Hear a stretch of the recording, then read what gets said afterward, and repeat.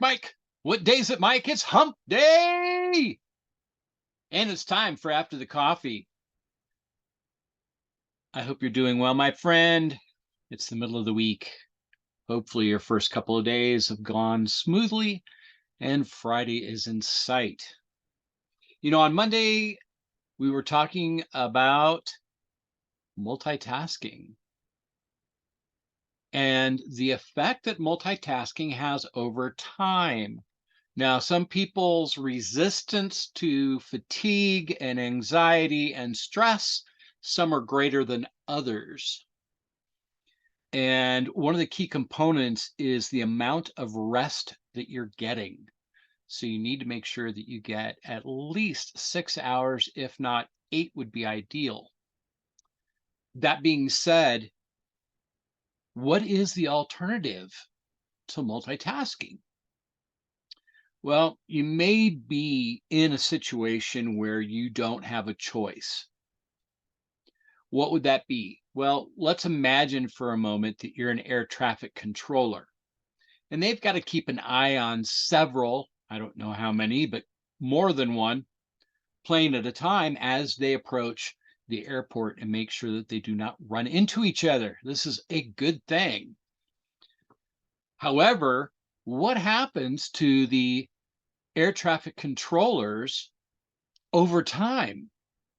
Well, we've seen it. We've seen near misses and we've seen accidents as a result of the air traffic controllers not being able to multitask for an 8-hour day.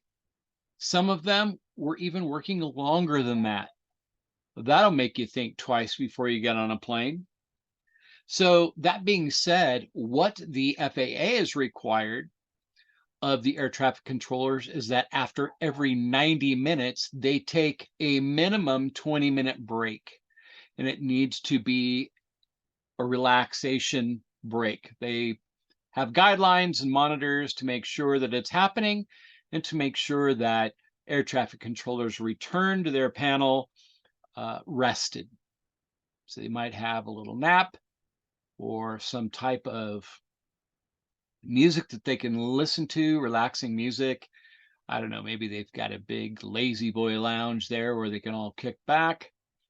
But the important thing is that they understand the impact, especially long-term impact of stress on the job.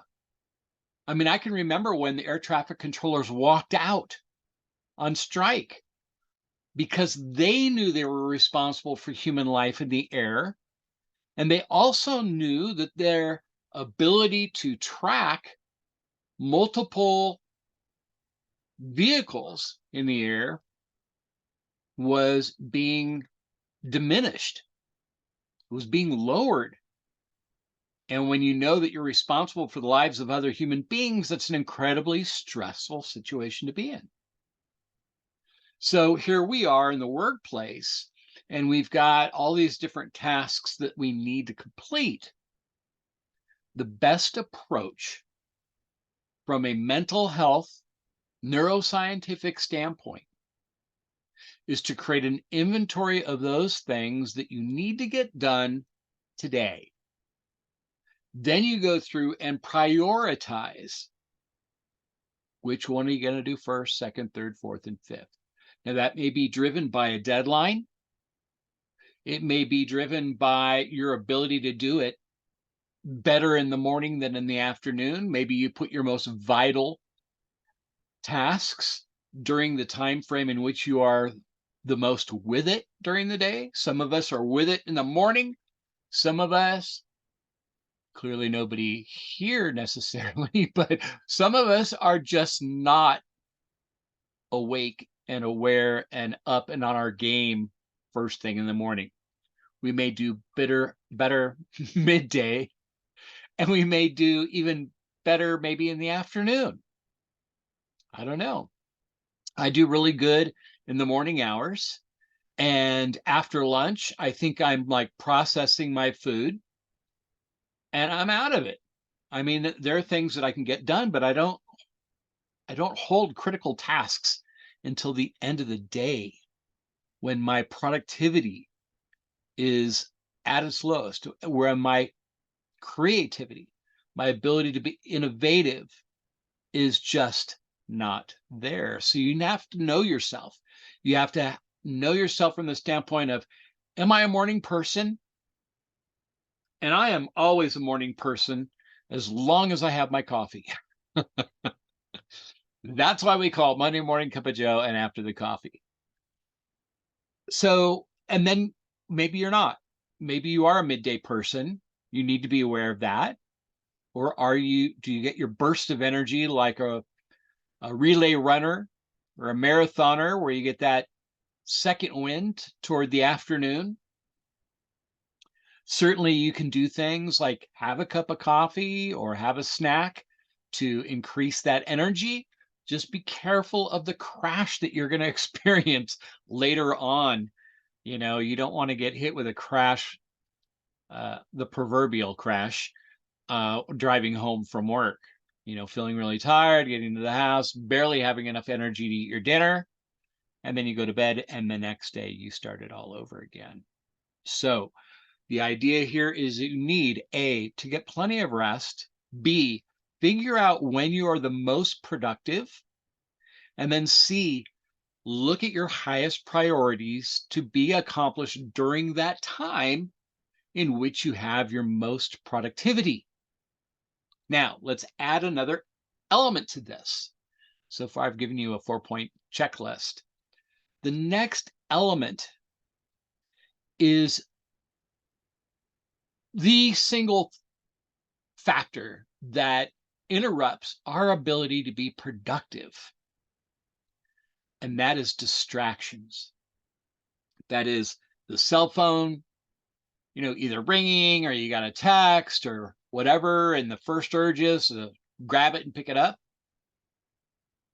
That's a distraction. That is going to set you from being able to start, work on, or finish your high priority. Shouldn't be. So you need to turn that cell phone off or put it on silent, stick it in the top drawer and close it. Now, I know some organizations, some companies that you may be working for, they have some kind of communication rule set that says, hey, look, if we text you, you have to return a text within 10 minutes. If it's an email, it's got to be returned within an hour. If it's a voice, whatever it might be. This is just an example. Those are actually working counterproductively.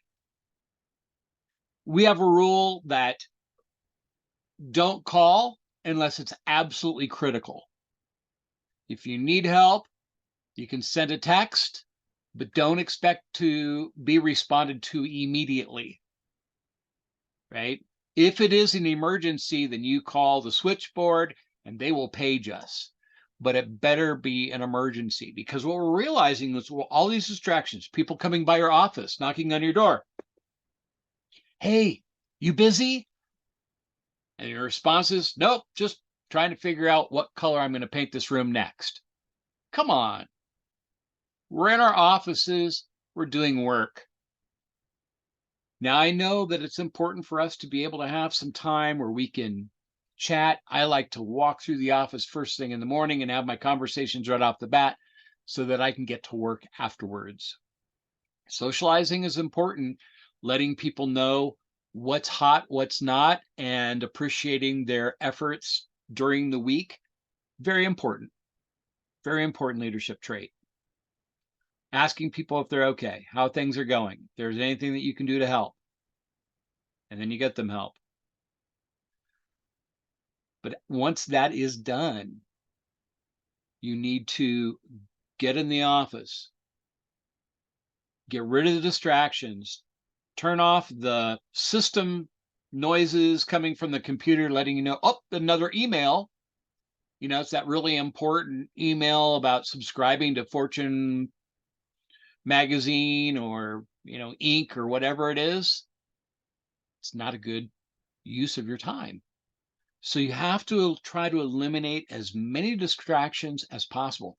If I had something really, really important to work on, I would actually leave my office And I would go to the Starbucks down the road because there's nobody there that knows me that's going to interrupt me from my work. So I go into the corner, the darkest corner I can find. I huddle with my coffee and I just get the work done. I don't have distractions. I'm focused. I've got some caffeine in my veins and I'm going to rip it up. I'm going to get stuff done. And I go after the toughest things first so that once that hurdle's done, I can just go downward in terms of priority, urgency, and pain. By the time I'm done, the tasks that are left are really, really simple tasks. They're not a big deal. Send somebody an email, leave somebody a voicemail, you know, pick up milk on the way home, whatever it might be. I leave those for the downside of the day. I'm in the home stretch and I don't want anything difficult. Now, occasionally things pop up that are not planned. I get it. But if that's happening constantly, that means somebody is not planning. If you're going into the office and it is a cyclone from the time you walk through the door to the time it spits you out in the evening, then that type of chaos is systematic to a failure to plan, prepare, and forecast what's going to be going on in future days. And that needs to be done. It's got to be done. And when we think we're multitasking and we're really, really good at it, and I'm talking to you, Carl, my friend Carl, he says, I'm good at multitasking and I'm not going to give it up. Well, some people are. But make no mistake, the brain cannot process more than one piece of information at a time. Period. Even Albert Einstein, one piece of information at a time. We cannot think of two things at once. It just doesn't work that way. So eliminate the distractions. Get focused and prepared. Maybe you need to take a few deep breaths to get you in kind of the zone. You've been thinking about this A1 priority task that you need to work on. Clear your mind, look at the task, and then pursue it. Now, if there's a lot of moving parts and you need to get a hold of people, I'd recommend that you catch them as you're going through the office saying good morning. So you go in there with at least your A1, 2, and 3 priorities already in your head. And then if there's any information that you need from anybody, do it right off the bat. Don't interrupt their time to be productive. Do it as soon as you can so that when you're ready to sit down and focus, then you do it. And do it for 30 minutes. Take a 5-minute break. Do it for another 30 minutes. Take a 5-minute break. By that time, I probably have 3 lattes in me. But it's called the Pomodoro method. Look it up, Google it. It'll tell you. Take some time for deep concentration, and then you've got to take a break because after a while, you're going to burn out. And the best way to take a break is to go outside, get some fresh air if that's at all possible, especially outside, and shake it out, relax, chill, and then go back in and get started again. My recommendation, or at least my experience, I have a lot of coffee in the morning. By the time I hit the afternoon, I am usually downing the water or zero water, the drink that comes in a bottle. I'm not, I don't get any kickbacks from zero water, but it has vitamins in it. There's no sugars in it. So it's not going to give you an artificial high and then dump you at the end of the day.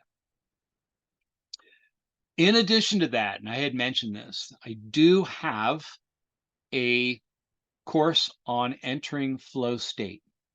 And there are certain triggers that will get you into flow state. There are rituals that you need to establish. You need to be getting a decent amount of sleep.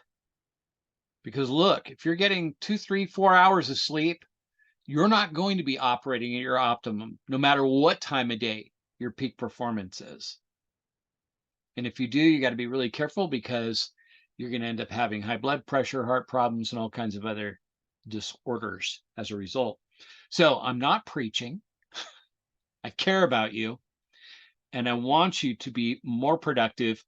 Down below, I have the email address that you can email me and say, hey, I'm interested in the free and how to learn to enter flow state course. And I will send you a link with that course free of charge. I'm not selling anything and there's no commercials in it. It's just straight giving you the information, right? So that's super important. All right. So hopefully I have not worn you out. Go get a cup of coffee. Go ahead. Go ahead. Get a cup of coffee. But remember this, I'm pulling for you. I'm here for you. Go and lead well, my friend. And I will see you next Monday on Monday Morning Cup of Joe. And hopefully by then, my camera will be in from Amazon and I'll have it all hooked up and you can see my funky face. We'll see you on Monday. Take care. Bye-bye.